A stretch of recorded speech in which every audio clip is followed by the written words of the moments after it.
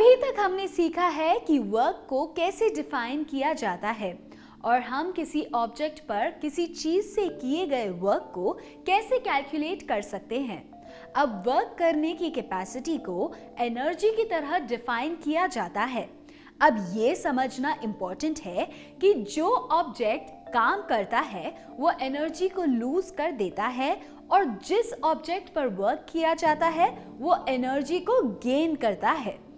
इसका मतलब है कि वर्क एक ऑब्जेक्ट से दूसरे ऑब्जेक्ट तक एनर्जी का ट्रांसफर करता है। अब आप सोच रहे होंगे कि कोई कैसे या कोई चीज एनर्जी के साथ वर्क करता है।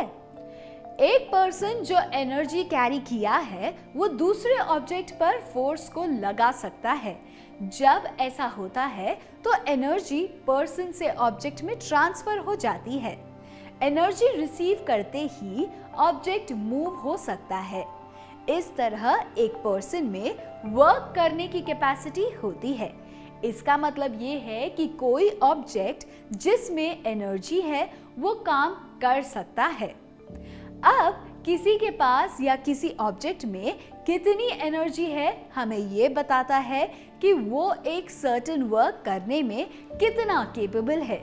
एनर्जी की यूनिट इसीलिए वर्क के जैसे ही सेम है, वो है जूल।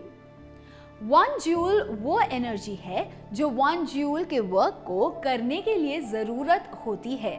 अब अलग अलग चीजों में अलग अलग फॉर्म्स में एनर्जी हो सकती है। वेरियस फॉर्म्स में मैकेनिकल एनर्जी है जो कि potential energy plus kinetic energy होती है। Heat energy, chemical energy, electrical energy और लाइट एनर्जी शामिल है। सन की लाइट में हीट के फॉर्म में एनर्जी होती है, या जिन बैटरीज को हम यूज करते हैं उनमें केमिकल एनर्जी होती है जो इलेक्ट्रिकल एनर्जी में कन्वर्ट हो जाती है और फिर हम इसका यूज रूम्स को लाइट अप करने में या तो फैंस को पावर करने के लिए करते हैं। चलिए हमने जो सीखा उसे क्विकली समराइज करें। काम करने की कैपेसिटी को एनर्जी कहते हैं। कोई भी ऑब्जेक्ट जिसमें एनर्जी होती है वो वर्क को कर सकता है। वर्क एनर्जी को एक ऑब्जेक्ट से दूसरे ऑब्जेक्ट में ट्रांसफर करता है। जो ऑब्जेक्ट काम करता है वो एनर्जी को लूज करता है और जिस ऑब्जेक्ट पर काम होता है वो एनर्जी को गेन करता है। इसी के साथ हमारा ये मॉड्यूल यहाँ एंड होता है। मैं आपसे फिर मिलूंगी।